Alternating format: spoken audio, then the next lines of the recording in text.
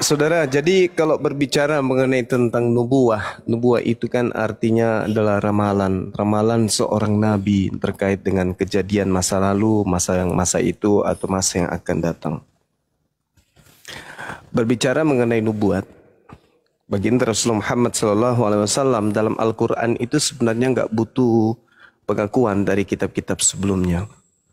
Akan tetapi karena ini adalah kajian ilmiah, kajian ilmu, maka perlu untuk saudara Kristen pahami bahwa kedatangan Nabi Muhammad SAW itu benar-benar telah dinubuatkan di kitab-kitab sebelumnya. Ya, seperti contoh yang diuraikan oleh sahabat-sahabat saya di sini tadi, di dalam Ulangan 18 nomor 18, bahwa Tuhan akan mengutus seorang nabi yang sama seperti Musa.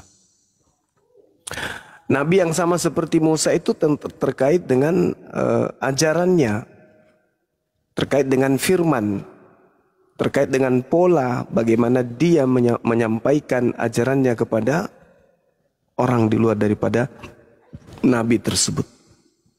Nah, di perjanjian baru pun ada. Kalau kita agak sulit untuk mendeteksi ini, maka kita ambil di perjanjian baru. Di dalam Kisah Para Rasul 3 nomor 22-23. Bukankah di dalam kitab Taurat Musa disebutkan bahwa Tuhan akan mengutus seorang nabi yang sama seperti Musa dan akan terjadi. Jadi di situ ada akan terjadi.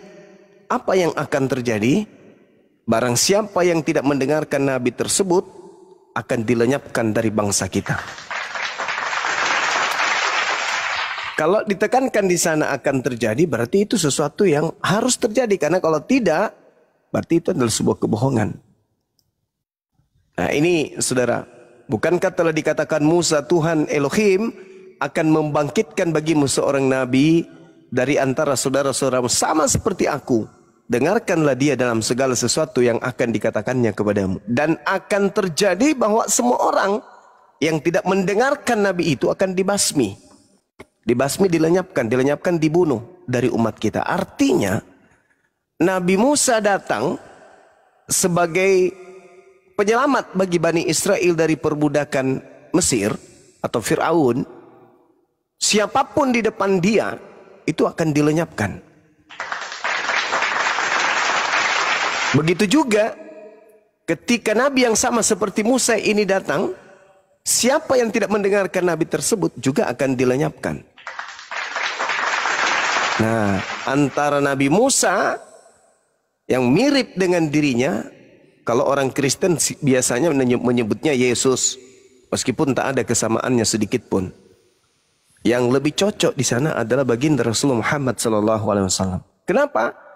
Karena di dalam Kisah Para Rasul tadi akan terjadi bahwa semua orang yang tidak mendengarkan Nabi itu akan dibasmi dari umat kita.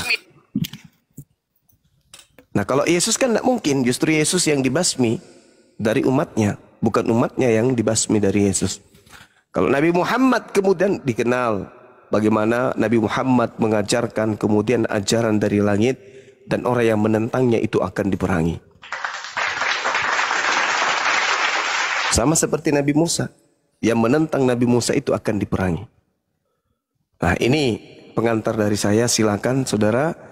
Kalau Anda membantah itu bukan Nabi Muhammad, lalu Nabi mana yang kemudian ketika dia datang membawa firman dari Tuhan, ketika firman itu tidak didengarkan malah dibantah atau diperangi, maka dia akan melenyapkan orang-orang yang memerangi ajaran tersebut. Silakan. Makasih ya Bang. Begini Bang, kalau saya baca dari perjanjian baru yang tadi yang barusan Abang katakan, Nabi yang sama seperti Musa ya Bang. Iya. Kalau itu tidak salah, Nabi yang sama seperti Musa itu merujuk kepada kesukuan atau kebangsaan, yaitu Bani Israel Bang. Yang jadi pertanyaan aku selama ini Bang, bukankah Muhammad itu dari bangsa Arab? Oke. Bagaimana Bang bisa bilang kesamaan? Kalau kita merujuk ke perjanjian baru itu merujuk ke suku atau ke apalah namanya, sama-sama Israel Bang. Mohon tanggapannya Bang. Iya. Saya rasa Bang paham ya Oke. maksud saya. Siap, saya tanggapi ya Bang ya. Di dalam pengajaran kitabnya orang Yahudi, Telah dikatakan kemudian bahwasanya di dalam ulangan ini, kitab ini tidak berbicara mengenai suku. Di dalam ulangan 18, nomor 18 itu tidak ada sama sekali berbicara terkait dengan suku. Itu hanya berbicara terkait dengan Tuhan akan menaruh firman di mulut orang tersebut, di mana orang tersebut sama seperti Nabi Musa alaihissalam. Seorang nabi akan kubangkitkan bagi mereka di antara saudara mereka. Saudara Bani Israel itu siapa, Bang? Bukankah Bani Israel itu identik dengan Bani Ishak? Saudara dari Bani Ishak ya Bani Ismail. Seorang nabi akan kubangkitkan bagi mereka. Mereka ini siapa? Mereka ini adalah Bani Israel. Mereka ini adalah Bani di mana mereka Nabi Musa diutus kepada mereka. Kepada siapa Nabi Musa diutus? Kepada mereka. Nah, saudara mereka siapa? Ya Bani Ismail dong. Lalu saudara tadi mengatakan bahwasanya itu berbicara mengenai kesukuan. Saya rasa di situ perlu diluruskan lagi. Itu tidak berbicara mengenai kesukuan, tapi berbicara mengenai saudara daripada Bani Israel. Saudara daripada Bani Israel itu adalah Bani Ismail. Itu jawaban saya, Bang. Oke, makasih Bang penjelasannya, Bang. Iya.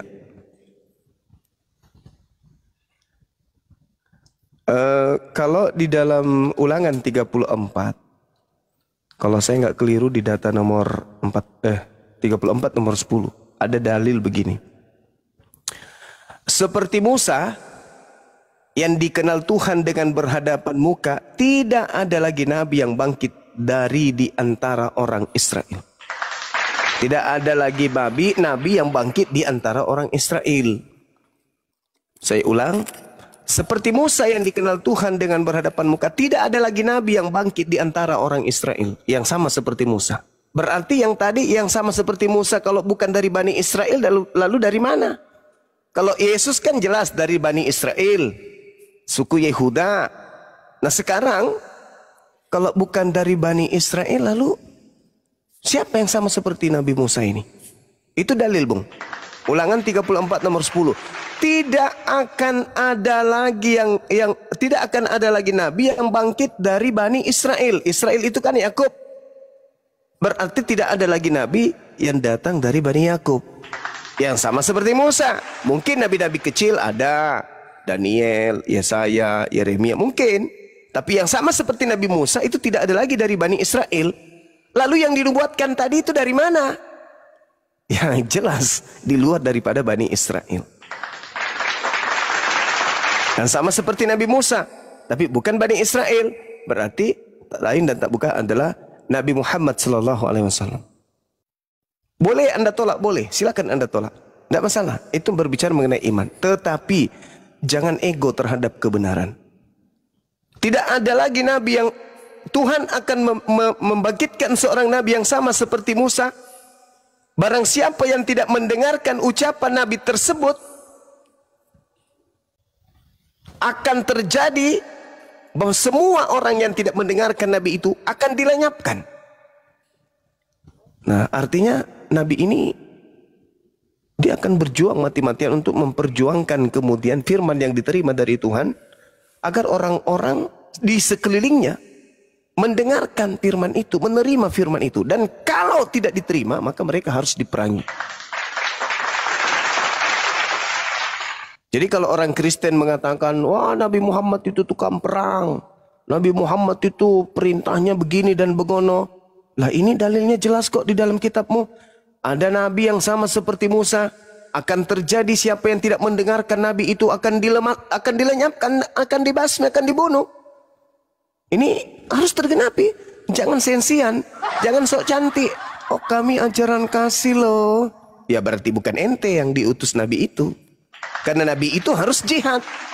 Nabi itu harus jihad. Dia terhadap kebenaran harus dia tegakkan. Siapapun yang tidak mendengarkan Nabi tersebut akan dilenyapkan. Berarti Nabi ini harus tegas, bukan letoy.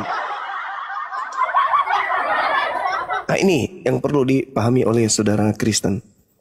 Jadi kalau berbicara mengenai nubuat, ya silakan. Anda mau mencari nubuat itu harus ada di Bani Israel, nggak bisa. Ulangan 34 nomor 10, tak ada lagi yang nabi yang sama seperti Musa dari kalangan Bani Israel. Berarti bukan Yesus. Nah, siapa di luar Bani Israel?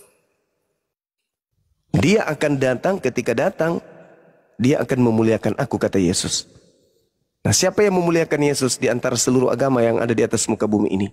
Kristen tidak, Hindu, Buddha tidak, Yahudi tidak. Satu-satunya kandidat hanya Islam. Hanya kami, Bang, yang siang malam memuliakan Yesus. Silakan.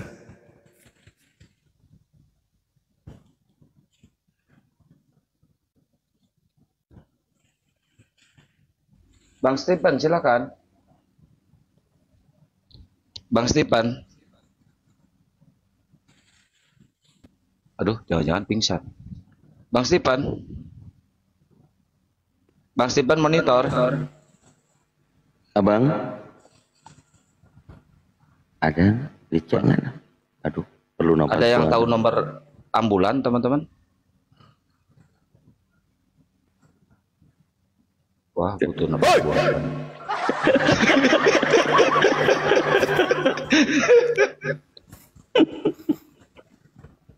Karena ada orang dikagetkan. Kabur. Kaget langsung kabur dia. Ya pasti memikir, loh, dia dari sama seperti Musa,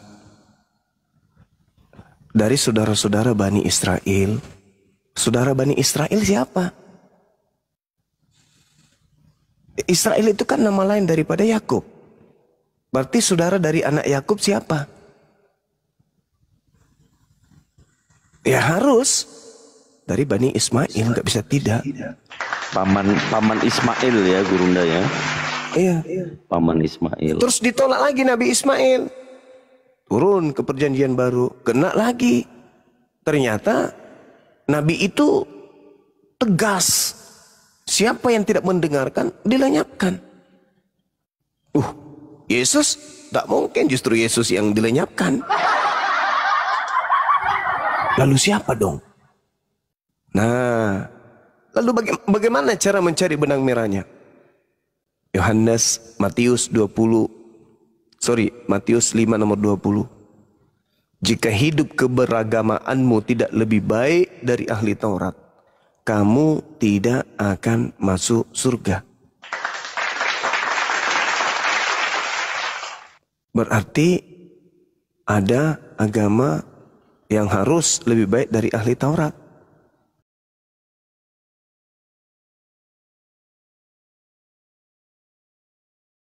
Dari orang-orang Yahudi terhadap Taurat, tetap Taurat, oh nggak bisa. Loh kok nggak bisa? Karena Taurat itu hanya untuk Bani Israel. Maka harus ada pola baru yang dibawa kemudian dari langit, di mana penganut pola ini wajib hukumnya lebih baik daripada ahli Taurat. Ini pendalaman dari Bible sub materi ucapan Yesus terkait dengan referensi apa yang harus kita lakukan dan agama apa yang harus kita anut setelah Yesus. Ternyata agama itu harus lebih baik dari ahli Taurat.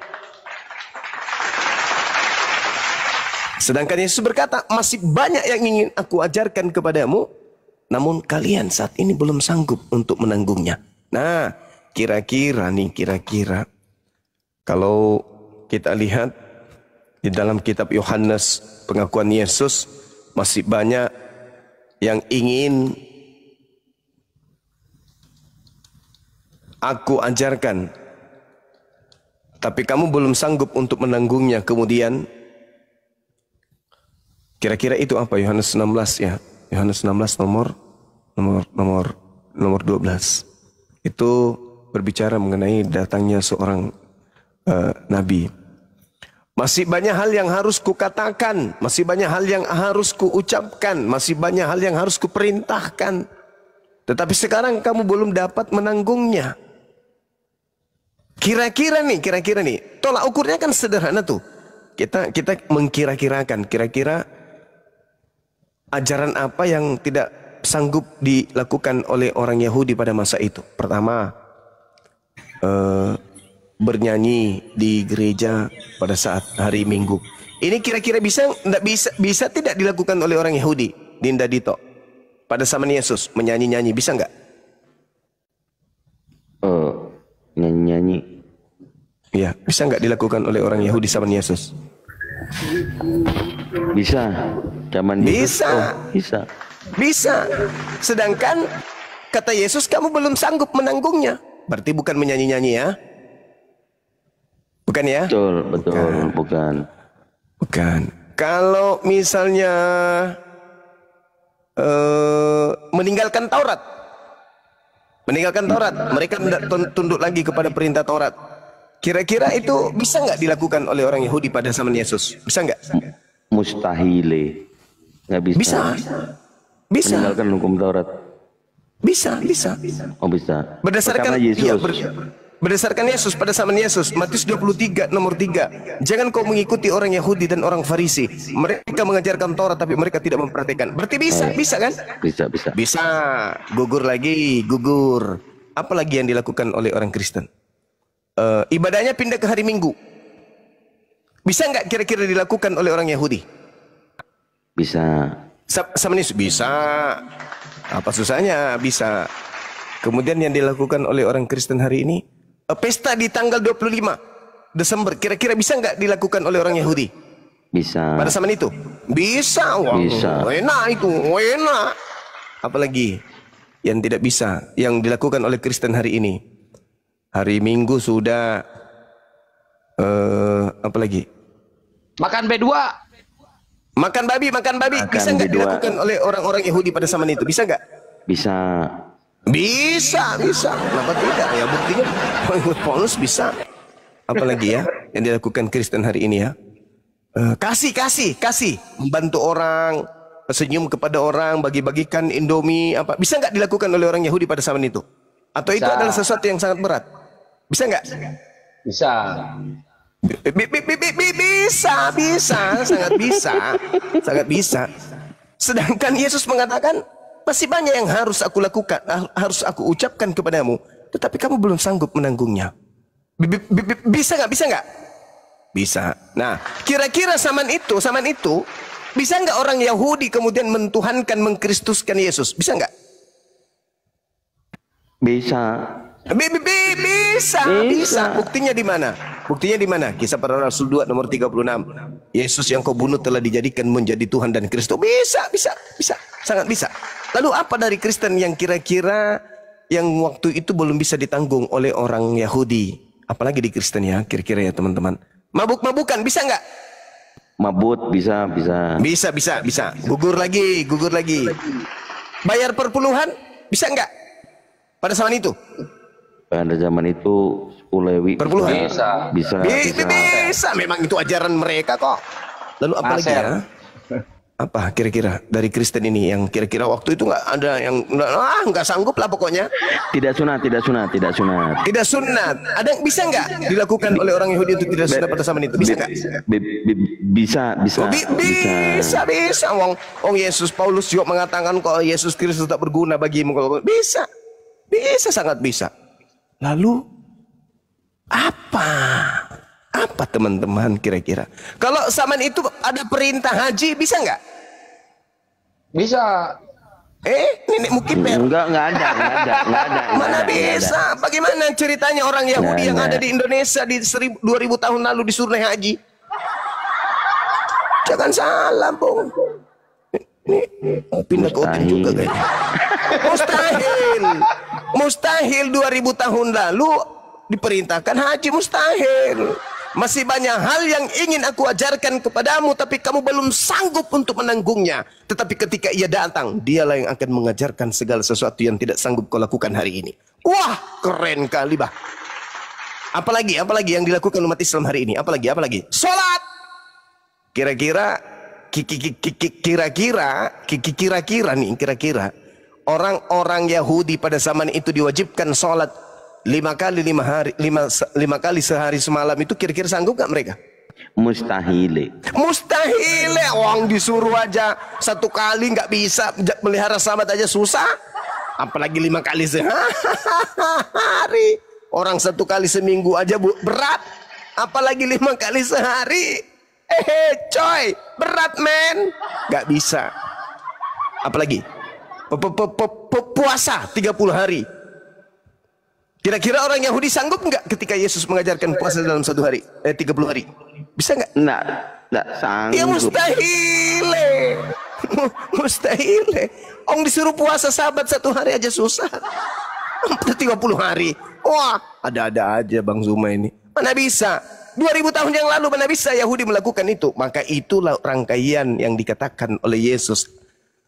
Kamu tidak sanggup untuk menanggungnya, tetapi ketika ia datang maka dia akan sanggup mengajarkan kamu. Nah, apalagi wudu. Wajibnya wudu sebelum kita sholat. Kira-kira orang Yahudi 2000 tahun yang lalu mampu nggak melakukan itu?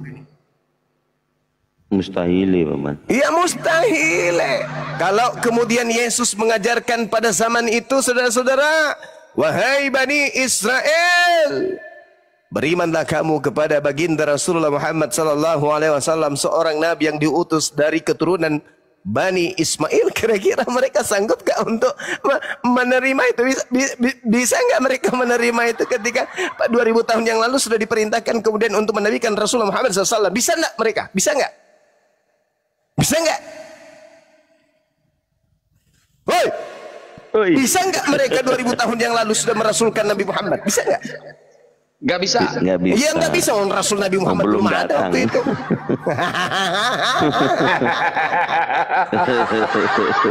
Jadi ketika Yesus berkata, masih banyak hal yang harus aku ajarkan kepadamu, tetapi sekarang kamu belum sanggup untuk menanggungnya. Ya ajaran yang mana? Ya ajaran Islam. Nah kalau ajaran Kristen diajarkan 2000 tahun silam oleh Yesus, bisa nggak? Ya bisa. Apa yang susah coba? Joget sana, joget sini, mutar pinggul, la la la la la la la la. Apa yang sulit? Orang Yahudi juga suka joget kok. Apa yang sulit? Berarti setelah Yesus pergi, yang datang wajib hukumnya Islam, bukan aliteng.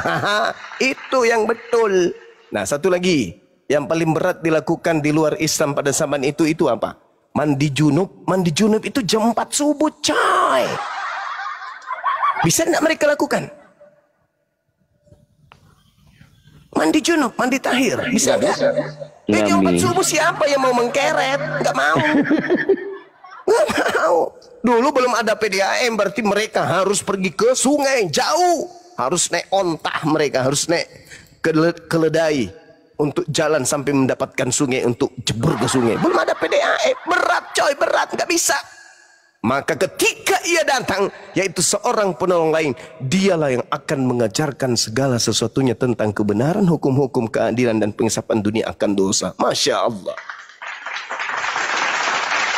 Jadi kalau dikatakan apa yang berat, yang belum sanggup untuk dilakukan oleh orang Yahudi pada zaman itu? Bernyanyi. Alamak. Gak bisa, bukan itu. Maka dikatakan bahwa jika hidup keberagamaanmu tidak lebih baik dari ahli Taurat, kamu tidak akan masuk surga. Tak bisa. Maka satu-satunya jalan untuk masuk surga yaitu dengan cara berislam. Tak ada yang lain. Lebih sulit ajaran orang Yahudi zaman Yesus daripada ajaran Kristen hari ini. Lebih simpel ajaran orang Yahudi, orang Kristen hari ini daripada ajaran Yahudi masa Yesus. Padahal Yesus mengatakan masih banyak yang ingin aku ajarkan, tapi kamu belum sanggup untuk menangkungnya. Berarti lebih sulit. Bagaimana mau sulit? Nih dengarkan baik-baik adik-adikku sekalian. Bagaimana mau sulit? Galatia 5 nomor 1. Supaya kita sungguh-sungguh merdeka, Kristus telah memerdekakan kita. Karena berdirilah teguh, jangan kamu mau lagi dikenakan kepada penghambaan. Salome.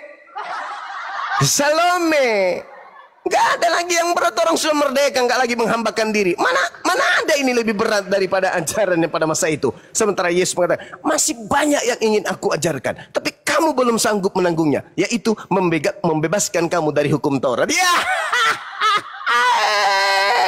Masolang generasi. Kalau Yesus datang mati di salib untuk membebaskan mereka dari kutu hukum Taurat, ya Masya Allah, ya jadi enak lah. Orang Yahudi akan mengatakan, Sus, ya matilah sekarang Sus. Kenapa? Ya supaya kami merdeka dong dari penghambaan. Mati ya. Sementara kata Yesus, kamu belum sanggup untuk menanggungnya, berarti lebih berat. Ini malah dimerdekakan dari penghambaan, dimerdekakan dari aturan. Gimana ceritanya lebih berat, Salome? Nggak mungkin. Belum lagi kalau kita lihat di dalam Galatia 4 nomor 7. Jadi kamu sekarang ini bukan lagi hamba, melainkan anak. Jikalau kamu anak, maka kamu juga adalah ahli waris. Ahli warisnya Elohim. Ya. Makan sandal jepit sudah, biar otak sampean berfungsi. Bagaimana mungkin? Kata Yesus, masih banyak hal yang ingin aku ajarkan, tapi kamu belum sanggup untuk menanggungnya. Loh, masakan iya kamu ini sekarang bukan lagi hamba Tuhan, jangan lagi melakukan perintah, jangan lagi kau menghambakan dirimu, jangan makan babi, bersunang, gak usah lagi. Sekarang saatnya kau merdeka, kau sekarang bukan hamba, sekarang kau itu adalah anak-anak Tuhan. Cie. Anak Tuhan tidak bersunat, koplak. Jadi kalau dikatakan bahwa sekarang kamu bukan lagi hamba, loh, berarti makin ringan dong. Makin ringan, makin nyaman dong. Padahal Yesus mengatakan kamu tidak akan pernah sanggup menanggungnya. Belum bisa aku ajarkan, karena ini berat, kau belum sanggup menanggungnya. Apa sih? Bocorkan Bang Yesus, bocorkan kepada Bang Suma dong. Apa yang berat itu? Ini loh Bang Suma. Apa? Sebenarnya yang paling berat bagi orang Yahudi itu adalah apa itu? Tidak taat pada hukum Tuhan. Yaitu mereka bukan lagi hamba Tuhan, tapi dia anak Tuhan. Maksudnya berat sekali bagi Yahudi untuk meninggalkan ketaatannya, karena orang Yahudi itu adalah hamba Tuhan yang paling taat. Ya, dompala. Justru orang Yahudi itu disebut tegar tengkuk, disebut sebagai pembunuh para nabi, disebut sebagai ular beludak. Kenapa? Karena mereka tidak pernah taat kepada hukum Tuhan. Bahkan Musa mengatakan apa? Di Ulangan 34. Sedangkan aku masih hidup, kamu sudah memperlihatkan pertentanganmu kepada Tuhan. Apalagi nanti ketika aku tak ada. Diperintahkan A, tidak mau. Diperintahkan B, nggak mau. Pokoknya kami nggak mau. Itulah orang Yahudi. Tapi katanya, kalau pengajaran yang akan diajarkan oleh Yesus yang belum sanggup mereka anut adalah membebaskan mereka dari hukum-hukum Tuhan. Ya, Salome merasa tanta. Bagaimana mungkin? Mustahil. Belum lagi kalau kita lagi lihat jurus-jurusnya di dalam Galatia 3 nomor 27. Apa katanya? Karena kamu semua yang dibaptis dalam Kristus telah mengenakan sifat-sifat Kristus. Balau mate. Bagaimana mungkin? Mustahil. Ini jurus mabuk. Nggak nyambung. Belum lagi di Kolose 2 kita baca, karena itu janganlah lagi kamu ada orang yang menghukum kamu dengan makanan minuman. Ini kan membebaskan, bukan malah sulit. Ini malah membebaskan mereka, membuat mereka lebih mudah untuk menanggung. Sedangkan Yesus mengatakan Yohanes 16 nomor 12, masih banyak yang ingin aku katakan kepadamu, tetapi kamu belum sanggup untuk menanggungnya. Apa itu? Membebaskan kalian dari hukum-hukum Tuhan. Ya. Salome. Mana bisa kayak gitu? Harusnya yang belum sanggup untuk dilakukan adalah mandi junub, sholat tahajud, sholat 5 kali sehari, puasa 30 hari, apalagi berhaji, berzakat, dan itu baru masuk akal. Yang berat itu adalah masuk ke gereja salto kiri salto kanan, mana bisa Ayu mama. Inilah kalian yang tak pernah menggunakan akal di dalam beragama. Lalu kemudian di dalam Ibrani juga tuh, sebab itu marilah kita tinggalkan hukum-hukum pertama dari ajaran tentang Kristus dan beralih kepada perkembangannya yang penuh. Janganlah kita meletakkan lagi dasar pertobatan dari perbuatan-perbuatan yang sia-sia dan dasar kepercayaan kepada Tuhan, yaitu tentang berbagai pembaptisan, penumpangan tangan, kebangkitan orang mati, hukuman kekal. Dan itulah yang akan kita perbuat jika Allah mengizinkan. Alamat, jangan lagi mau menghambakan diri. Loh, berarti ajaran yang akan diajarkan Yesus yang adalah ajaran Kristen itu ajaran yang malah lebih mudah, bukan malah lebih sulit. Mana yang betul ini? Mana yang betul? Hah? Mana yang betul? Katanya masih banyak yang ingin aku ajarkan kepadamu, tetapi kamu belum sanggup untuk meneguhnya. Apa itu Yesus? Ajaran Kristen. Yeay, salome madu rasa. Tidak mungkin ajaran Kristen yang berat. Ajaran Kristen itu ajaran yang paling enteng. Cuman mengaku. Roma 10 nomor 9 nomor 10. Barang siapa yang berkata dengan mulutnya, emang ada orang berkata pakai pantat? Barang siapa yang berkata dengan mulutnya bahwa Yesus Kristus itu adalah Tuhan, maka dia akan diselamatkan. Itu yang berat. Itu yang berat rupanya. Itu yang berat. Itu yang berat. Sini muka lu ku tampar sendal. Enggak, bukan itu yang berat. Yang berat itu Islam. Maka ajaran yang akan datang setelah Yesus yang belum sanggup ditanggung oleh orang Yahudi masa itu, Islam. Nenek Mukiper yang mana yang ngajarkan bahwa ajaran yang berat yang tidak bisa ditanggung oleh orang Yahudi murid Yesus itu adalah ajaran Kristen? Mama durasa. Tidak mungkin.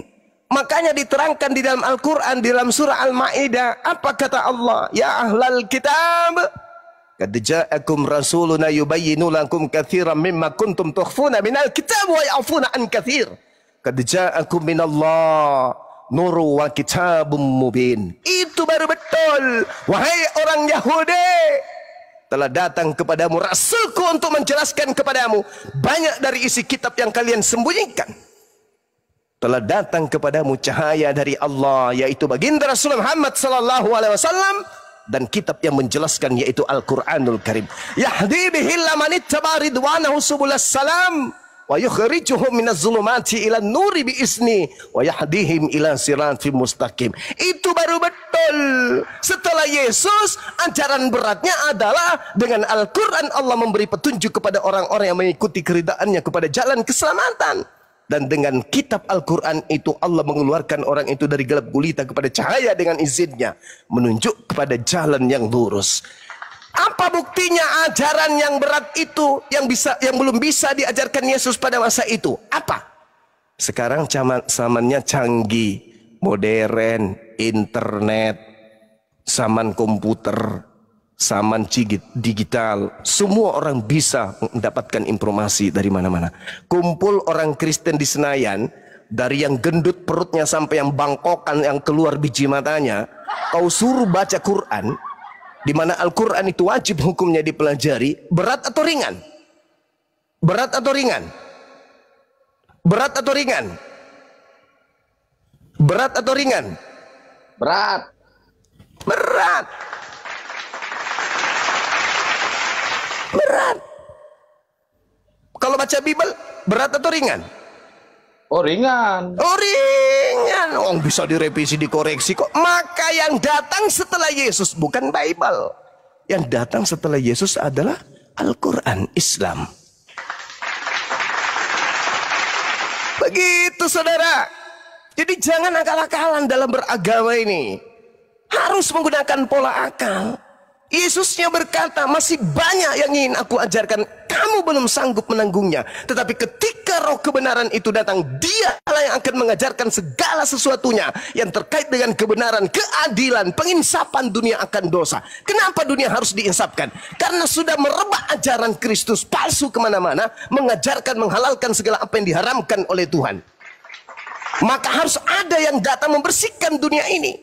Ada yang menghalalkan babi, datang pengharamannya. Tidak boleh. Ada yang menghalalkan minuman, datang pengharamannya. Gak boleh. Dialah yang disebut. Ketika ia datang, maka dia akan menginsapkan dunia akan dosa. Kenapa? Karena sudah mendunia dosa. Dosa sudah dihalalkan di mana-mana. Jangan lagi kau mau mempenghambakan diri. Jangan kau mau diatur lagi masalah makanan, minuman. Semuanya boleh. Tak ada yang halal, haram. Tak, semuanya halal. Mustahil. Jadi kalau orang saudara-saudara Kristen itu pintar mendudukkan Bible pada pola akal, maka mereka akan sampai kepada kebenaran Islam. Sayangnya mereka bisanya hanya Salome. Gak bisa mereka ini.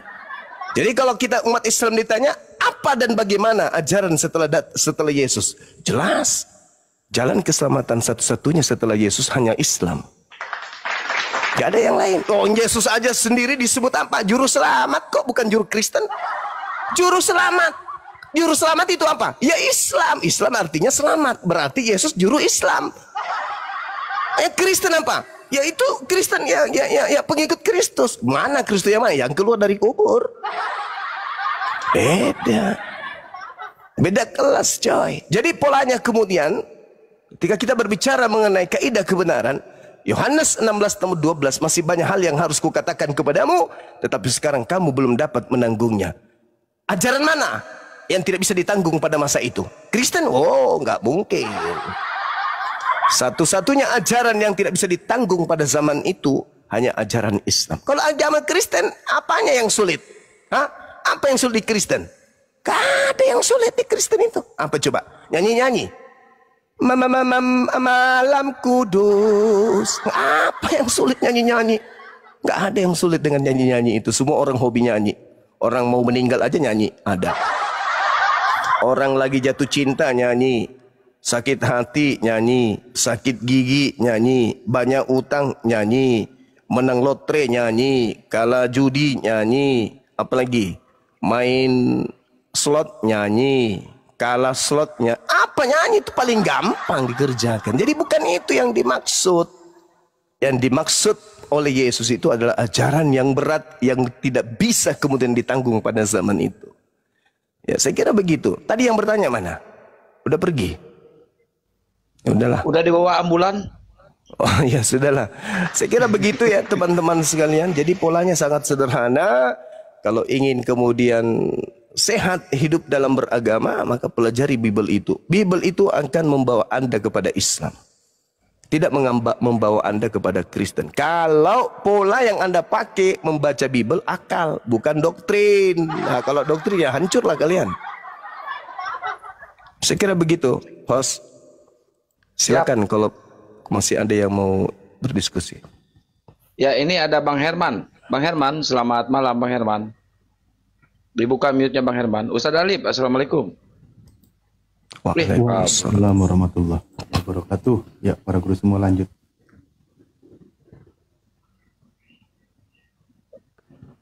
Krisna naik sini, Krisna. Berat.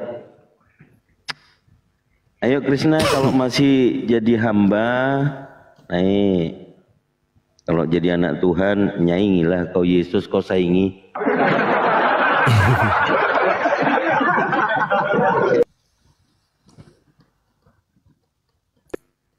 Ya, Bila, selamat malam Bila. Kristen atau Muslim Bila? Bang Bila. Oi. Kurang kenceng. Kenapa saya nggak bisa kenceng ya, Bang? Tomboloknya kecil.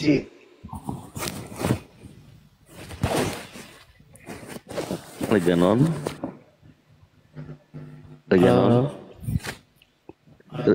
Ya, Kristen atau Muslim?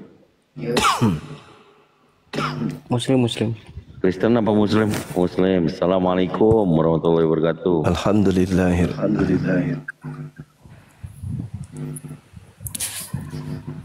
Mak Wo, selamat malam. Fi zabi mai syukran. Wah, ini Re naik lagi. Re Marsal lanjut Re. Bang Re ini tadi Muslim apa Kristen ya? Bang Re. Bang. Kristen kayaknya. Oh iya. Halo. Ya, halo. Ya, malam semuanya. Iya, selamat malam. Abang Kristen atau Muslim, Bang? Assalamualaikum warahmatullahi wabarakatuh. Waalaikumsalam warahmatullahi wabarakatuh.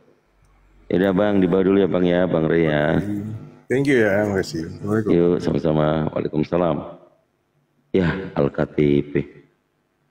Malam, Bro. Malam Bang. Ya, silakan. Apalagi yang mau kutanya? Malam Bang Juma. Iya, saudara Al-KTP malam. Ya. Saya sih mau tanya tentang Al-Quran sih. Kalau Bible sih udah final ya. Karena berangkat dari konsep ketuhanan, menurut saya Islam udah final ya konsep ketuhanannya. Sedangkan Kristen belum final karena ada yang mengatakan Yesus Tuhan, ada yang mengatakan tidak, utusan, guru, dan lain sebagainya. Jadi untuk Bible saya udah nggak akan tanya. Saya ingin bertanya ke Al-Quran aja.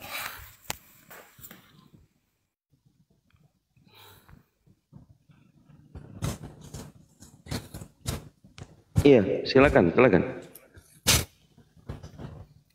Oke. Saya ingin bertanya di surat Al-Araf, Pak Bang Juma, di 157 tentang Nabi Muhammad menguatkan di Taurat dan Injil. Ya. Saya minta penjelasannya Bang Juma, Injil dan Taurat yang bagaimana? Terima kasih. Baik. Jadi Al-Quran Al-Araf ayat berapa tadi? 157 ya? 100 ya, ayat 157. Masya Allah. Baik, saya baca dalilnya. A'udzubillahi minasyaitonirrajim. Bismillahirrahmanirrahim. Alladzina yattabi'una ar-rasul nabiyya ummiyalladzi yajidunahu maktuban indahum fit Taurah wal Injil. Orang-orang yang mengikuti Rasul, Nabi yang ummi, yang mereka dapati tertulis di dalam Taurat dan Injil. Jadi di situ tidak dikatakan nama. Nama di situ itu tafsir. Tidak ada membahas tentang nama di dalam ayat tersebut, melainkan hanya penafsiran saja dari para penerjemah. Tapi yang dimaksud di sana mereka dapati tertulis di dalam Taurat dan Injil yang ada pada mereka. Mereka di sini Bani Israel, Bani Yehuda. Sedangkan yang aneh, yang aneh di Kristen, ketika Al-Quran menerangkan tertulis di dalam Taurat dan Injil, mereka mencarinya di Bible, kan tidak nyambung. Taurat yang dimaksud di sini adalah kitabnya Nabi Musa alaihi salam, dan Injil yang dimaksud di sini adalah ketetapan yang datang kepada Bani Israel melalui lisan Nabi Isa alaihi salam. Jadi seibarat orang yang disuruh mencari catatan di buku matematika, tapi kemudian dia mencari catatan itu di buku daftar menu makanan. Jadi dia bingung tuh, dia cari dari kitab mereka, mana Nabi Muhammad di sini kak? Gimana mau ketemukan Cahayu? Orang suruh baca di buku kedokteran, kamu carinya di buku Prambon. Ini yang diterangkan Al-Quran ini kitabnya Nabi Musa alaihissalam dan kitabnya Nabi Isa alaihissalam. Ya memang nggak ketemu. Memang nggak ketemu. Karena yang ditemukan dalam Al-Quran tertulisnya di Taurat. Taurat yang dimaksud yang ada di dalam pengajaran Nabi Musa alaihissalam. Sedangkan yang di Kristen ini bukan dari Nabi Musa, bukan dari Yesus Kristus, bukan dari Nabi Isa alaihissalam. Lah, mana kitab itu? Al-Quran menjawabnya bahwasanya kitab tersebut telah disembunyikan oleh mereka. Makanya Nabi Muhammad datang. Ya ahlal kitab qad ja'akum rasuluna yubayyinu lakum katsiran mimma kuntum tukhfuna minal kitab wa ya'funa an katsir. Nabiku Muhammad datang untuk menjelaskan sebagian dari isi kitab yang disembunyikan oleh ahli kitab. Nah, ini kemarin seingat saya yang dipertanyakan oleh RK. Mana? Loh, tunjukkan kitab itu. Tunjukkan dulu, baru saya tunjukkan nama nabiku di situ. Karena kenapa? Al-Quran saya mengatakan disembunyikan. Tapi si RK minta saya tunjukkan. Otak terbalik. Saya sudah mengatakan disembunyikan, kok kamu pula yang minta aku tunjukkan. Kan lucu gitu loh. Al-Quran saya mengatakan kitab itu disembunyikan. Siapa yang menyembunyikan? Bani Israel.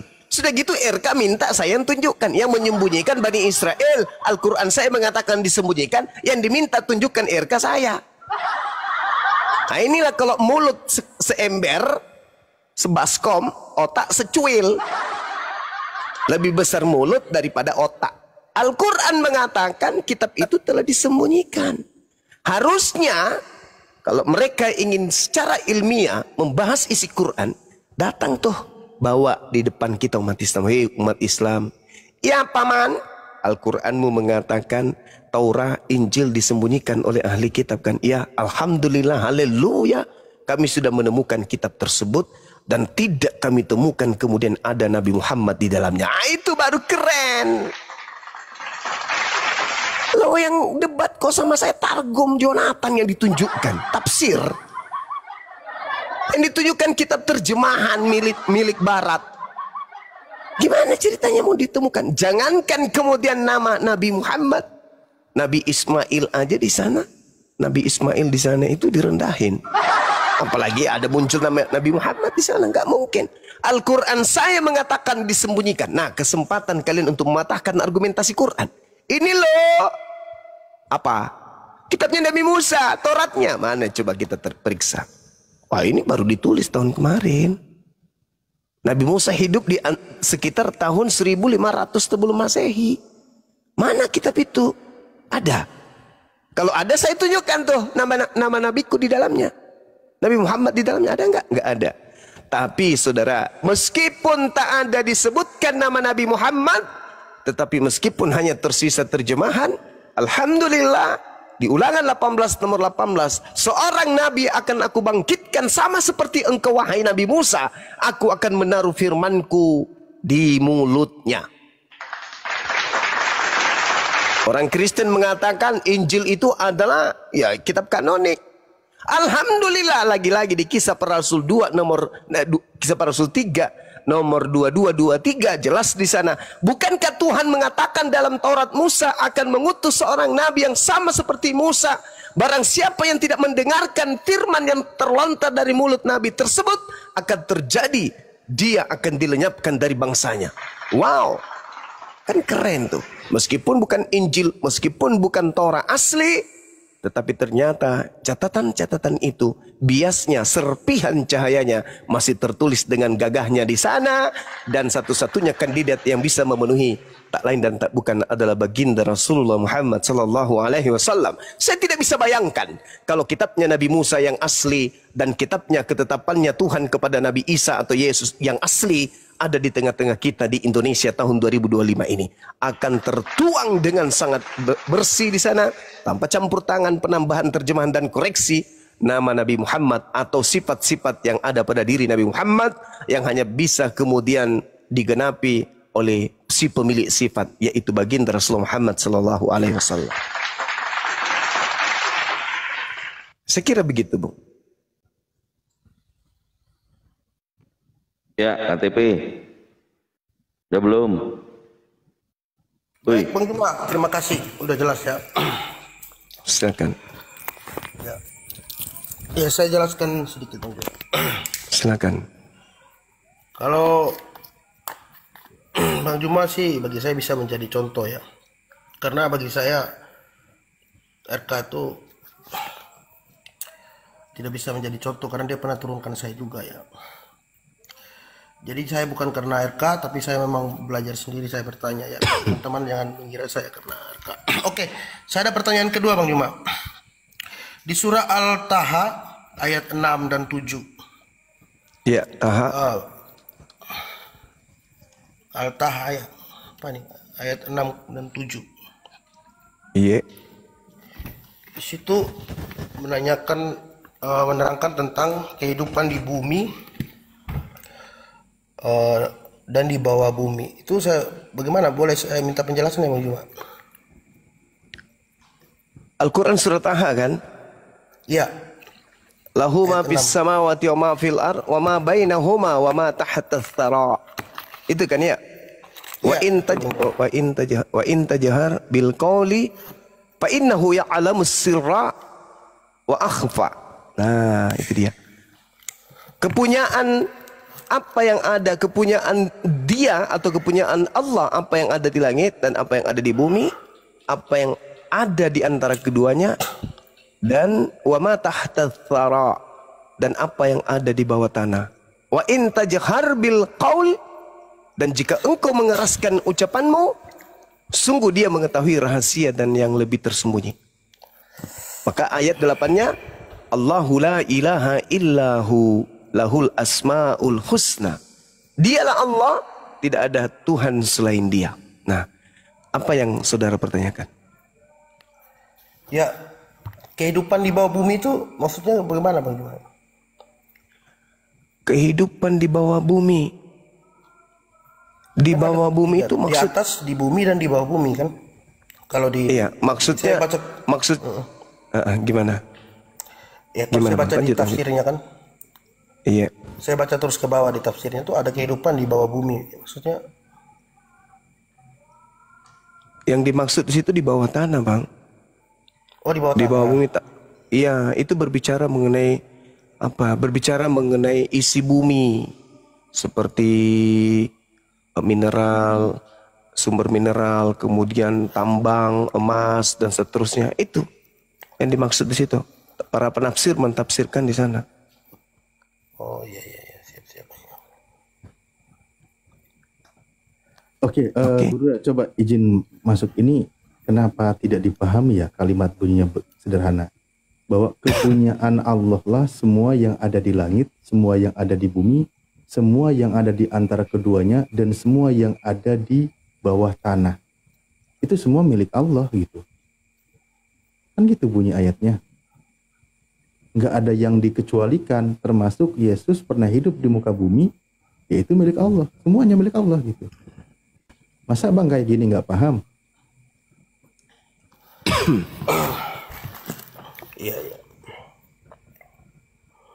Oke, baik, makasih Bang. Ustadz Ari. Siap. Saya terima kasih ya Bang Juma udah menjadi contoh ya, karena bagi saya zaman sekarang orang gampang memberikan contoh, tapi untuk menjadi contoh itu sulit. Tapi dari debat dari Muslim yang saya lihat, Bang Juma sudah menjadi contoh ya bagi kami ya dan teman-teman saya. Saya sedikit info, kalau sampai nanti saya akan bersyahadat kembali, saya akan terbang ke Makassar dan bertemu langsung dengan Bang Juma. Kalau sudah bulat Allahu waktunya, Akbar. saya akan terbang dan saya bertemu langsung, dan saya tidak perlu lagi live TikTok. Saya sendiri yang terbang. Itu janji saya dan tekad saya sudah saya sementara belajar. Terima kasih banyak Bang Juma, malam ini saya Siap. pamit. Makasih sama-sama.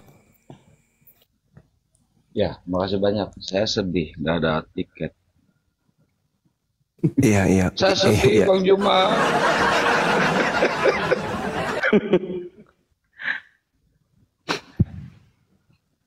Ada yang baru Iya. lagi? Yang dia baca tadi itu tafsir dari Jalalain Bang Suma. Itu ada 7 lapis bumi. Gitu kan.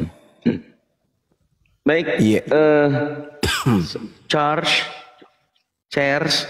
07, selamat malam.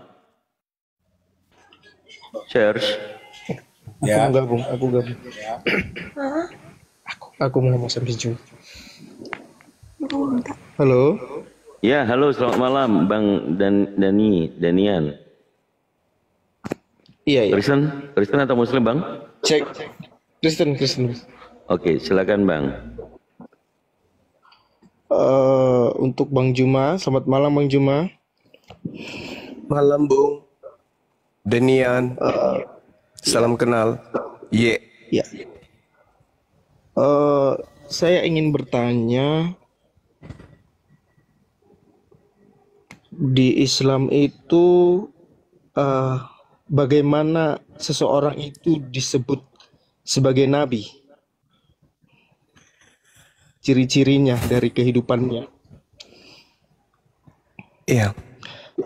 Karena saya dengar kalau Daud itu nabi gitu kan. Kalau bagi kami Daud itu raja. Nah, seperti itu. Tapi di dalam kitab saudara disebutkan Daud itu nabi. Itu gimana itu? Mana yang betul? Dalam kisah para Rasul 2? Di dalam kisah Para Rasul 2? Di dalam kisah hidup Daud. Dia disebut kisah nabi, para Rasul Bang. 2. Iya, nomor 28, 29, 30, 31. Dia disebut nabi. Kisah Rasul 2. Di khotbah Petrus, Bang. Petrus sendiri yang mengajarkan itu.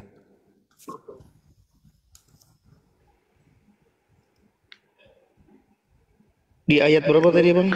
28, 29. Iya. 29-nya, saudara-saudara, aku boleh berkata-kata dengan terus terang kepadamu tentang Daud, bapak bangsa kita. Dia adalah dan kuburannya masih ada pada kita sampai hari ini. Nomor 30. Tetapi ia adalah seorang nabi dan ia tahu bahwa Allah telah berjanji kepadanya dengan mengangkat sumpah.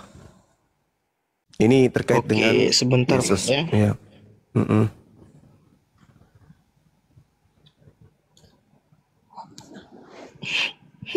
Bilang Bang, gak jadi deh nanyanya gitu. Sebentar.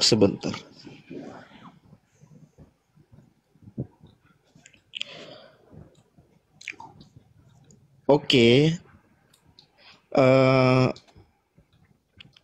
Atau yang tadi coba Bang, jelaskan konsep seorang yang disebut nabi menurut Islam seperti itu. Seperti apa?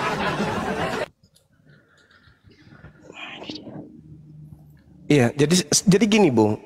Di Islam itu tidak ada referensi untuk membicarakan tentang kaidah syarat-syarat menjadi nabi. Nggak ada. Tetapi kenabian seseorang itu dilihat dari pribadinya setelah menerima wahyu. Ada umat, ada pengajaran, ada kaidah, ada hukum-hukum yang dibawa. Jadi bagi kami, nabi itu adalah utusan Tuhan. Pencipta langit dan bumi mengutusnya melalui lisannya, kemudian memberikan satu pengajaran yang mana ajarannya ini diperuntukkan kepada manusia lain selain dirinya. Nah, itulah seorang nabi yang kami tahu. Jadi nabi itu berbicara mengenai firman Tuhan. Tujuan kedatangannya mengajarkan manusia untuk menuju kepada jalan keselamatan. Nah, di Islam itu sempurna. Ada nabi, ada kitab, ada pola pengajaran, ada tata struktur ibadah dan seterusnya. Hubungan kepada pencipta sempurna, hubungan kepada sesama makhluk sempurna. Jadi nabi kami mengajarkan rahmat kepada seluruh alam semesta. Nabi kami cakupan kenabiannya lebih luas dari seluruh nabi. Abraham hanya untuk keturunan Abraham tok. Nabi Isa untuk keturunannya tok. Nabi Musa untuk kaumnya tok. Begitu juga kepada nabi-nabi yang lain. Tapi baginda Rasulullah Muhammad SAW diutus ke atas muka bumi untuk seluruh manusia, termasuk untuk Anda. Yesus hanya untuk Bani Israel, bukan untuk Kristen. Yesus itu. Begitu saudara. Tanda-tanda kenabiannya menerima wahyu.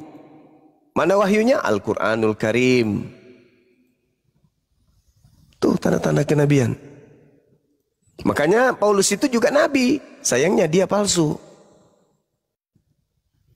Lukas itu nabi. Sayangnya palsu. Markus nabi. Sayangnya palsu. Penulis Matius maksud saya nabi. Penulis Yohanes juga adalah nabi. Tapi semua itu adalah nabi palsu. Kenapa? Karena catatan-catatan mereka bukan firman Tuhan. Itulah yang disebut nabi-nabi palsu oleh Yesus. Paulus itu nabi, Bung. Kalau bukan nabi lalu 13 bukunya ini apa? Surat cinta. Kan Jangan kalian mengamini bahwa surat Paulus itu firman Tuhan. Berarti dia utusan Tuhan. Utusan Tuhan yang menerima firman itu disebut nabi. Buku Lukas. Apakah orang Kristen mau mengakui bahwa buku Lukas itu bukan firman Tuhan? Firman Tuhan. Berarti Lukas nabi. Begitu juga yang lain. Kalau bukan nabi, berarti karangan. Bahaya itu. Kalau ternyata kalian beragama mengimani buku karangan. Jadi harus nabi. Lukas nabi, Paulus nabi, Matius nabi, Markus harus nabi. Tidak bisa tidak. Karena kalau tidak, berarti bukunya bukan firman Tuhan. Oh, jadi dia nabi Bang Suma? Ya iya. Berarti tulisannya firman Tuhan? Ya iya. Tapi palsu. Nabi tapi palsu. Gitu saudara. Karena kalau Anda sudah tidak mengakuinya lebih dulu nabi, dia bukan nabi, maka tertolak. Berarti bukan firman Tuhan. Nah, tapi karena Anda mengakui itu adalah firman Tuhan, berarti mereka nabi. Meskipun Anda mengatakan, oh bukan nabi, mereka rasul. Meskipun, tapi karena Anda menerima buku-bukunya sebagai firman Tuhan, maka mau tidak mau, suka ataupun tidak, ikhlas atau tidak, mereka adalah nabi. Anda akan digiring ke situ. Kecuali Anda mengatakan, oh ini memang bukan firman Tuhan, ini hanya karangan-karangan mereka. Oh bukan nabi berarti.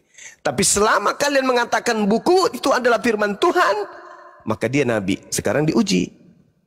Pernahkah Yesus berfirman, bersabda kepada Lukas? Tidak pernah. Kepada Paulus tidak pernah. Markus tidak pernah. Matius tidak pernah. Yohanes tidak pernah. Berarti mereka ini siapa? Nabi-nabi palsu. Kok nabi palsu menulis tentang dirinya? Ya memang. Karena Lukas menulis Lukas menulis bukunya, tidak pernah dia mengatakan bahwa ini adalah firman Tuhan. Yohanes menulis bukunya, tidak pernah juga dia mengatakan ini adalah firman Tuhan. Begitu juga Markus, begitu juga Matius. Hanya penulis kitab Wahyu yang mengatakan itu adalah wahyu dari Tuhan kepada Yesus Kristus. Begitu juga Paulus mengaku bahwa yang diterimanya itu adalah Injil dari Yesus. Pada kesimpulannya, mereka semua adalah nabi, tapi palsu. Dan saya bisa buktikan kepalsuan kenabian mereka. Silakan. Oke, Bang Juma. Iya. Tadi kan, ya oke saya tangkap penjelasan Bang Juma ya. Jadi, Iya. Seperti Lukas, seperti Paulus, bahwa diklaim mereka adalah nabi palsu ya. Wajib. Oke. Tetapi kenapa tulisannya Bang Juma, tulisan daripada Lukas, Abang Juma gunakan untuk membuktikan Daud sebagai nabi, sedangkan Bang Juma saja tidak percaya kalau Lukas itu adalah nabi. Iya, saudara. Saya membuktikan itu karena ada di tulisan mereka, kan ada. Bukan berarti ada di tulisan mereka itu adalah nabi. Saya pun bisa menulis kan. Tetapi catatan-catatan saya bukan membuktikan saya adalah seorang nabi. Anda baca pengantar buku-buku yang tersebut, buku catatan mereka. Mereka melakukan penyelidikan. Mereka melakukan kemudian interaksi dengan saksi-saksi yang tidak jelas. Yang tidak diketahui siapa saksi yang mereka maksud. Artinya mereka ini wartawan. Ia mengumpulkan karya ilmiah terkait dengan informasi-informasi yang terjadi pada masa itu. Tapi kedudukannya bukan sebagai nabi. Dan kedudukan buku-buku mereka juga bukan sebagai firman Tuhan. Tapi Anda yang memaksakan itu firman Tuhan, berarti dia nabi. Secara langsung Anda memaksanya untuk menjadi nabi. Karena hanya nabilah yang diberi tugas untuk menyampaikan firman Tuhan. Nah, kalau Anda mengatakan, kenapa Bang Suma memakai dalil itu untuk mengatakan bahwasanya itu bukan nabi, itu adalah nabi. Sedangkan di dalam penjelasan saudara, beliau adalah kitab kami bukanlah seorang nabi, bukanlah firman Tuhan. Ya itu tertulis di kitab saudara kok.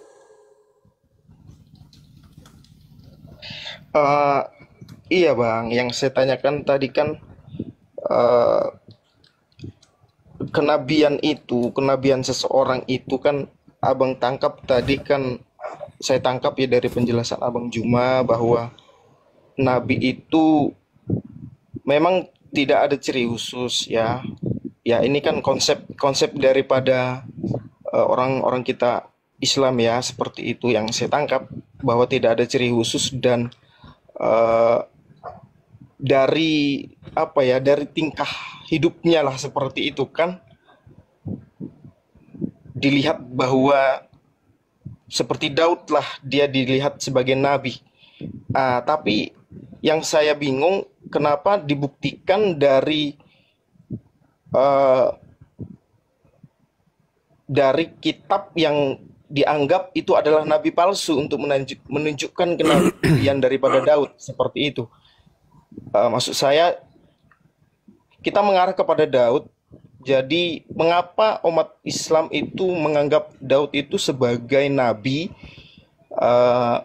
dari mungkin penjelasan-penjelasan dari kitab-kitab atau dari tulisan-tulisan yang mungkin bisa menjadi referensi untuk dibaca seperti itu. Dan itu menjelaskan bahwa konsep kenabian yang jelas itu dari umat Islam itu seperti apa, itu menjelaskan seperti itu. Iya, saudara, Anda kan bertanya tadi tentang Nabi Daud. Kalau kami membawa Al-Quran, dalil di dalam Al-Quran itu kan sudah sangat jelas. Bagaimana Allah mengutus Nabi Daud di dalam Al-Quran. Surah Saba misalnya ayat 10 dan seterusnya. Banyak dalil yang mengatakan Nabi Daud menerima wahyu. Nabi Daud diajarkan kemudian oleh Allah. Nabi Daud kemudian diberi hukum-hukum. Nabi Daud diberikan hikmat ilmu. Kemudian Nabi Daud ini bertasbih bersama dengan makhluk lain yang diminta oleh Allah untuk bertasbih bersama Nabi Daud. Banyak ayat Al-Quran yang mengatakan itu. Al-Quran surah Al-Anbiya ayat 78, ayat 79, ayat 80, ayat 105, surah An-Naml ayat 15. Banyak. Apakah Anda beriman? Tidak. Nah, kisah para rasul, apakah Anda beriman? Beriman. Saya sudah tunjukkan itu. Daud disebut nabi. Al-Quran juga menyebutnya. Lalu, kenapa Anda tolak?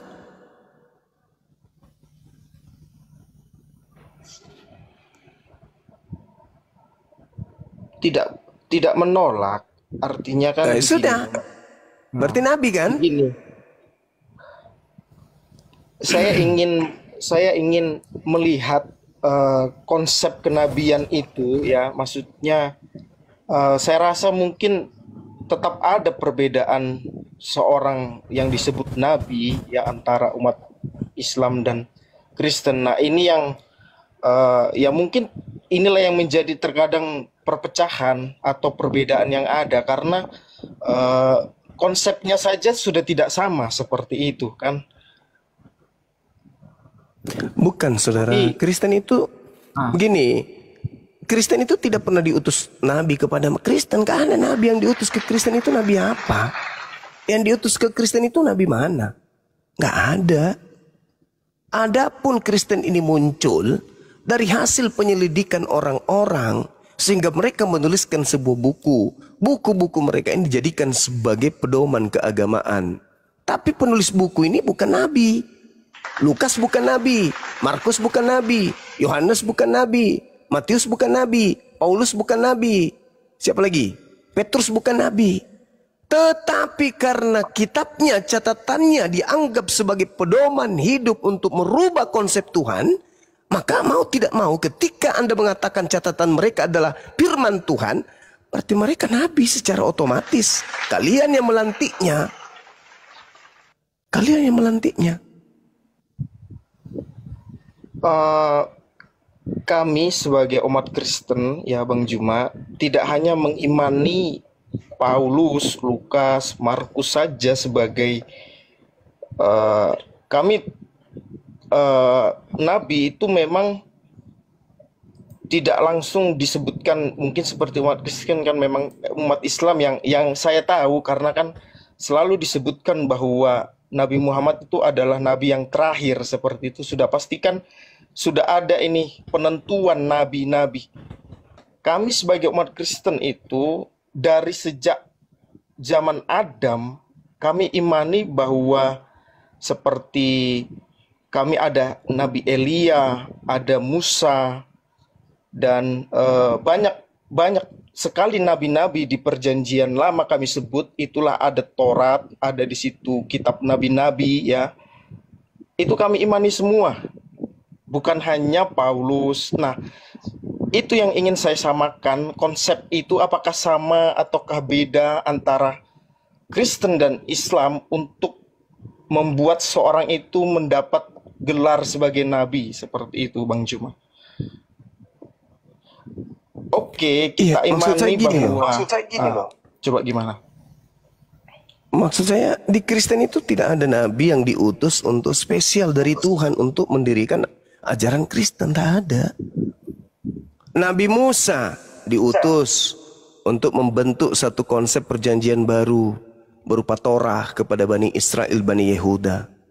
Yesus, hikmat Injil diberikan kepadanya untuk Bani Israel.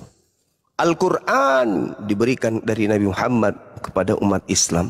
Lah Kristen ini siapa yang diutus kepada Kristen? Enggak ada, Bung. Kristen ini yang mencetaknya Paulus. Enggak ada. Enggak ada nabi yang diutus kepada Kristen, enggak ada. Kalau Kristen Bang, ya ini yang saya tahu ya. Jadi itu mulai dari Isa yang kalian sebut Isa, kalau kami sebut Kristus atau Yesus. Dia mulai dari dia mulai dari Petrus, muridnya Petrus. Dia sudah tetapkan bahwa jemaat itu akan dibangun di atas batu karang, seperti itu. Dan jemaat Bani Israel, bukan Romawi. Iya, dalam perjalanannya memang tidak hanya diutus bagi Bani Israel, tetapi itu meluas sampai ke banyak orang. Enggak, saudara. Paulus sendiri yang mengaku kok. Di dalam Galatia 2 nomor 8, Paulus mengaku Petrus diutus untuk orang-orang bersunat. Dan aku Paulus diutus untuk orang-orang yang tidak bersunat. Jadi nggak ada itu Bang. Nggak ada nabi. Gini Bang. Murid Yesus kalau aja memang nggak ada diajarkan untuk mendirikan Kristen, nggak ada. Apalagi Yesus, apalagi nabi, nggak ada. Kristen itu agama buatan Romawi, Katolik namanya tadinya pertama kali. Hasil dari konsili. Tidak ada Yesus mengenal Kristen itu, enggak.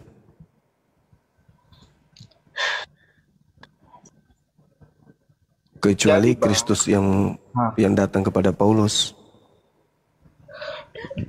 Begini Bang, kami Kristen ya tidak hanya seperti ajaran yang dogma-dogma agama, tetapi memang selaras dengan sejarah yang ada. Jadi mulai dari Yerusalem ya, memang Petrus secara khusus diutus kepada orang-orang Yahudi atau Bani Israel, dan tidak disangkali bahwa Paulus lah yang diutus untuk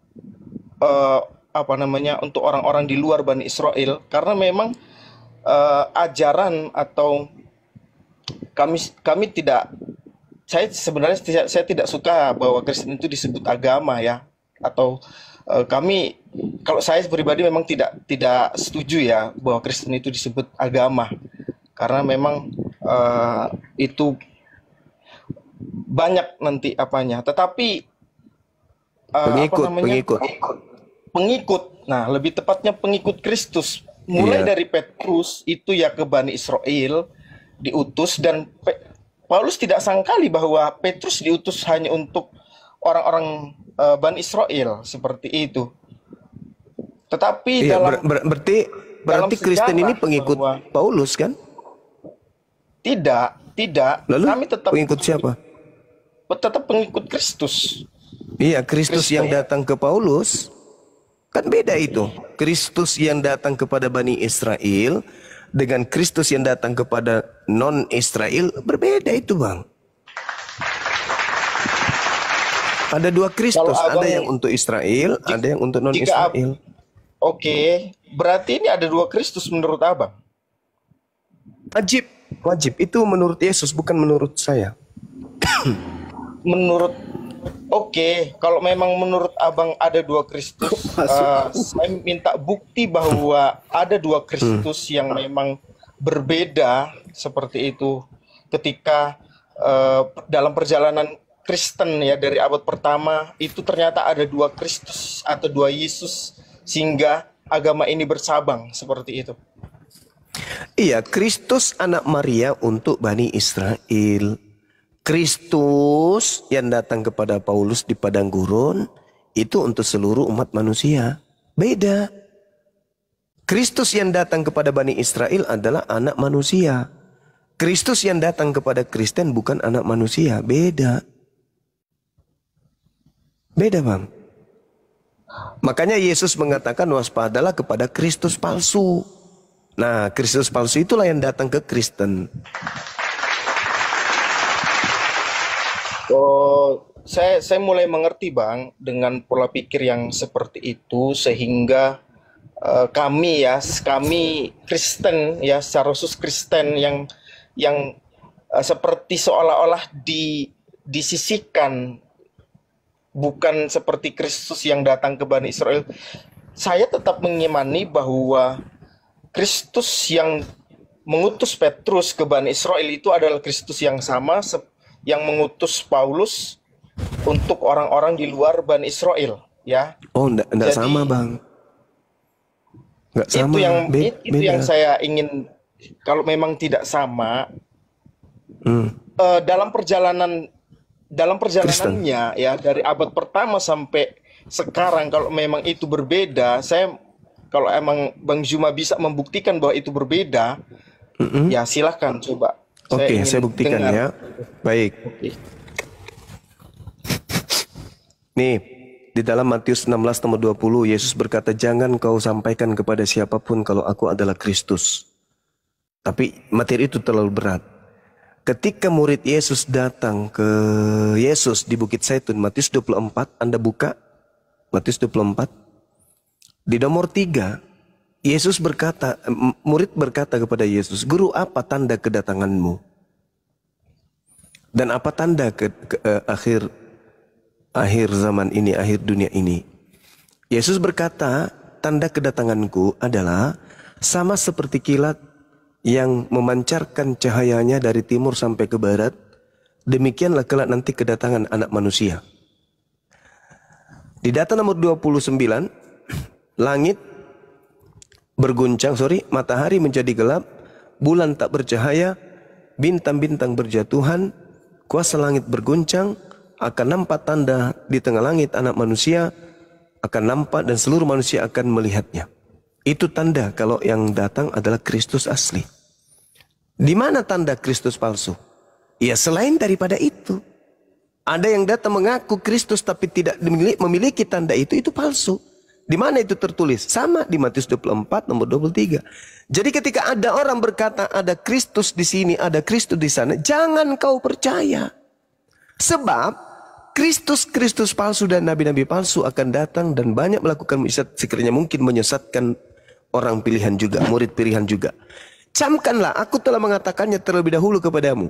Jadi apabila ada orang berkata ada Kristus di padang gurun, ada Kristus di dalam bilik rahasia, jangan kamu percaya. Itu bukan aku. Kenapa bisa demikian? Karena kalau aku datang, tanda-tandanya kan sudah kubocorkan tuh. Matahari menjadi gelap, bulan tak bercahaya, bintang berjatuhan, langit kuasanya berguncang. Akan nampak aku di tengah langit, seluruh manusia akan melihatku. Selain daripada itu, Anda mengaku Kristus, jangan kau percaya, itu palsu. Sekarang, coba saudara.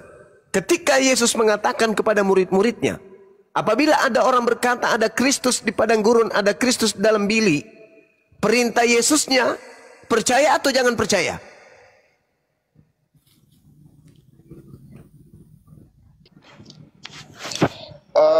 Gini Bang Juma, kalau dilihat di Matius 24 itu adalah tentang akhir zaman. Iya. Ya. Kalau akhir zaman, kalau Yesus yang datang hari itu juga, itulah saatnya akhir zaman. Karena ketika yang asli datang diikuti tanda-tanda akhir zaman. Tetapi kalau yang palsu datang tidak diikuti oleh tanda-tanda akhir zaman. Sederhana bukan? Iya. Kan Gini Bang Juma, mungkin ini salah berpikir ya. Menurut saya salah berpikir karena tentang akhir zaman ini ya di Matius 24 ini bicara tentang akhir zaman. Kedatangan anak manusia yang kedua kali. Yang kedua kali. Itu kiamat Bang Juma. Nah, kiamat. Ya. Sekarang coba Anda yang terangkan kepada saya. Menurut Yesus, kalau dia yang datang, apa tanda-tandanya? Menurut Yesus berdasarkan Matius 24. Coba Anda yang jelaskan. Menurut Yesus, kalau dia yang datang, apa tanda-tandanya? Tanda-tandanya itu sudahlah berakhir ya. Kalau Bang Juma bisa baca di kitab Wahyu itu ada matrai, ada sangkakala, ada cawan yang dicurahkan semua sampai ada perang terakhir, artinya perang habis. Itulah yang disebut dengan kedatangan Kristus yang kedua kali. Jadi, itu asli kan? Itu asli atau palsu? Itu untuk kedua kali Bang Juma, yang artinya itu asli atau palsu? Bukan kedua kali, nggak ada ceritanya kedua kali. Itu asli atau palsu? Kalau kami Bang Juma, Kristus itu datang dua kali. Yang pertama dia menebus dosa, yang kedua itu untuk menghakimi. Ya saya pernah dengar di Islam. Ya, pertanyaan saya nggak dijawab Isa itu yang datang. Pertanyaan saya nggak dijawab. Ketika tanda-tanda yang Anda sebutkan tadi, itu asli atau bukan? Itu asli, Kristus asli yang datang untuk kedua kali di akhir zaman. Pertanyaan saya, apakah tanda-tanda itu sudah pernah terjadi? Belum. Nah, kalau belum, lalu ada yang mengaku Kristus di padang gurun, pertanyaannya, Yesus minta dipercaya atau jangan percaya? Coba dulu tunjukkan Kristus ada di padang gurun. Muncul di padang gurun. Tadi Matius 24 nomor 23 sampai nomor 26. Matius 24. Iya, nomor ini bicara. Bicara apa? Ini bicara Kristus membandingkan ada Kristus palsu dan juga ada Kristus yang datang kedua kali. Oke. Berarti kalau ada yang mengaku Kristus tetapi tidak ada tanda-tanda yang Yesus sebutkan, perintah Yesusnya percaya atau jangan percaya? Mengakui Kristus kalau tidak dari Injil jangan percaya. Perintah Yesusnya ketika ada orang mengaku bertemu dengan Kristus di padang gurun, perintah Yesusnya percaya atau jangan percaya? Bertemu Kristus di padang gurun ini mengarah kepada Paulus. Menurut Bang Isma seperti itu? Saya bertanya, percaya atau jangan percaya? Iya, saya langsung tangkap itu pertemuan Paulus dengan Kristus. Ya, perintahnya apa? Percaya atau jangan percaya? Ya, percaya atau jangan percaya? Percaya atau jangan percaya menurut Yesus? Ini harus dibedakan Bang Juma antara di sini 2000 tahun kebohongan kalian tersembunyi dengan rapi. Tapi hari ini dan seterusnya tak lagi. Kita akan bongkar habis. Kalau saya bilang itu adalah kesalahan berpikir ya. Artinya, nah sekarang perintah Yesusnya apa? Kok jadi Yesus yang salah pikirannya ya? Yesus perintahkan apa, Bung? Berpikir, Bang. Yesus perintahnya apa dalam berpikir tentang apa? Dulu Bang, jangan dulu ke sana. Kenapa? Jadi berarti kok Anda menolak Yesus gimana? Kok menolak Yesus sih? Kenapa Yesus ditolak Bang? Kenapa? Katanya kalian pengikut Yesus asli. Kok ditolak? Perintahnya kan dulu, jangan percaya atau percaya. Itu dulu. Sebelum itu saya ingin tanggapi dulu di Matius 24 ini. Ya, harus bedakan antara di mana Yesus menjelaskan itu harus bedakan. Ada Yesus mengatakan bedakan ya, kalau ada yang mengaku ketemu Kristus tapi namanya Paulus percaya, tapi kalau selain Paulus jangan percaya. Di mana itu? Anda Paulus mengatakan tidak pernah mengaku dia sebagai Kristus. Hah? Paulus tidak pernah mengatakan dia sebagai Kristus. Ketemu dengan Kristus pernah nggak? Pernah. Nah, Tetapi perintah Yesusnya percaya atau jangan percaya? kalau yang di Matius 24 ini Kristusnya ya sebagai Mesias palsu itu seperti nabi-nabi palsu, dan dia dikatakan di ayat 24 ini nabi-nabi palsu akan muncul dan mereka akan mengadakan tanda-tanda yang dahsyat dan mujizat-mujizat. Kalau ada yang mengatakan Mesias di sini, Mesias di situ, perintah Yesusnya percaya atau jangan percaya? Kalau bukan mengarah kepada Kristus yang ada di dalam Injil, jangan percaya. Loh, kok Anda menambah-nambahkan gimana ceritanya? Kok Anda menambah-nambahkan kayak film India kata temanku? Menambahkan gimana? Bang Di Juma? mana perintahnya kalau ada yang Kristus bukan dalam Injil jangan percaya, kalau yang ada di Injil percaya? Enggak, mana ada buatan kayak gitu? Mau direvisi lagi Bible? Oh, enggak Bang Juma. Karena Ya sudah, kalau kan kita perintah tidak Yesusnya, Bang. Jangan kau tambahi, Bang. Jangan kau tambahi. Yesus mengatakan, jadi apabila ada orang berkata Mesias ada di sana, Mesias ada di sini, perintah Yesusnya percaya atau jangan percaya? Mesias ada di sana, ini harus jelas Mesias yang seperti apa. Loh, kok Yesus tidak menjelaskan Mesias? Mesias ada, yang, Bang, di ayat 24, saudara, maaf, Bang. Mesias yang seperti apa? Mesias dulu, Bang. yang, minta maaf Bang. saya juga mau Mesias minta yang maaf, seperti Bang. di ayat 24 ya, coba ya. Saya bacakan silakan. Mesias seperti apa. Sebab Mesias palsu dan nabi-nabi palsu akan muncul dan mereka akan mengadakan tanda-tanda yang dahsyat dan mujizat sehingga sekiranya mungkin mereka menyesatkan orang-orang pilihan juga.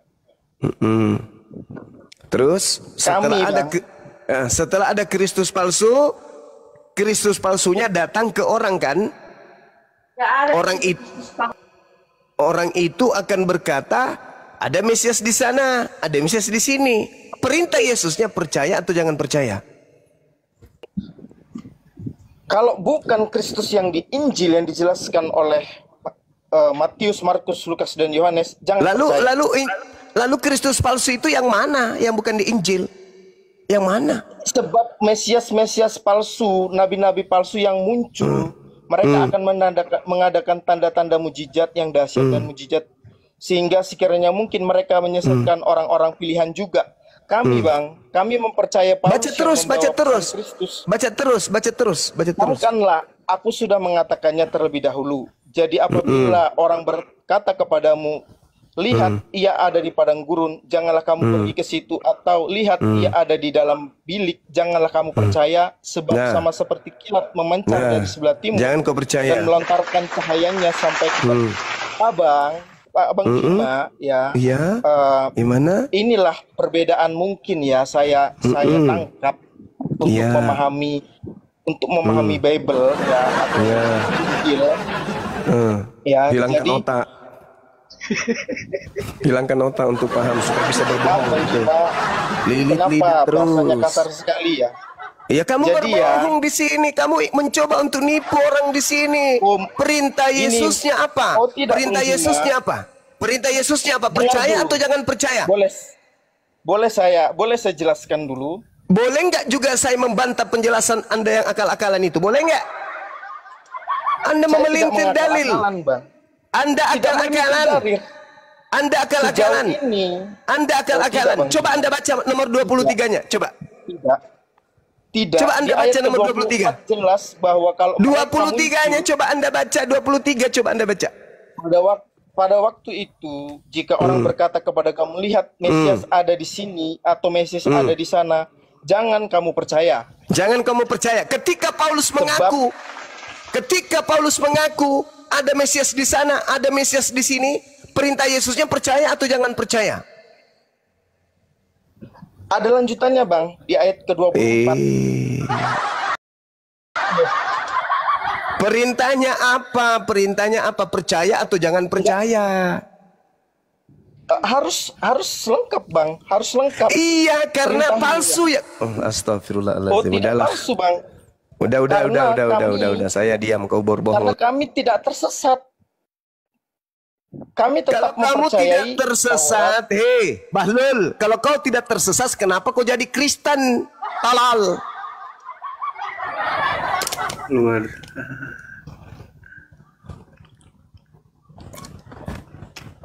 Dumpala, mending kau ke gereja. Jilat pantatnya pendeta. Supaya kau bisa bodoh sampai mati. Perintahnya sudah kau baca tadi. Tanda-tanda kalau yang datang Kristus asli, langit, bintang-bintang, matahari, bulan, semua dijelaskan tuh. Bintangnya begini, mataharinya kayak gini, langitnya begini. Dijelaskan semua. Jadi apabila ada yang mengaku bertemu dengan Kristus, tidak ada tanda itu, perintahnya jangan percaya. Lol. Dilembutin semakin jadi-jadi. Nah, dikasarin nangis. Kitab sendiri dipretelin lidahnya. Kami tidak sesat. Nenek mukiper nggak sesat. Tuhan dibunuh manusia kok nggak sesat, piye? Matamu suwe. Oke, lanjut teman-teman. Ya, ini ada Bang Dion. Selamat pagi Bang Dion. Halo Bang. Malam. Malam. Malam Bang Dion. Boleh tanya nggak Bang Dion. Halo, Muslim apa Kristen Bang Dion? Kristen Bang. Oh, silakan kalau mau bertanya. Pada awal mulanya yang diciptakan sebenarnya Alkitab atau Al-Quran Bang? Alkitab, Bible mungkin maksudnya ya? Iya.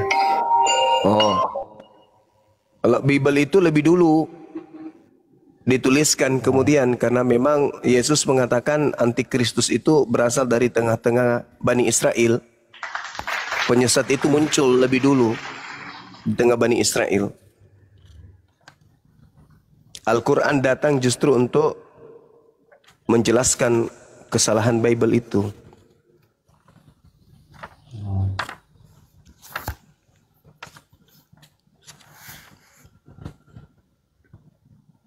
Al-Quran datang mengoreksi kitab yang lebih dulu datang. Itulah kitab saudara yang dikoreksi.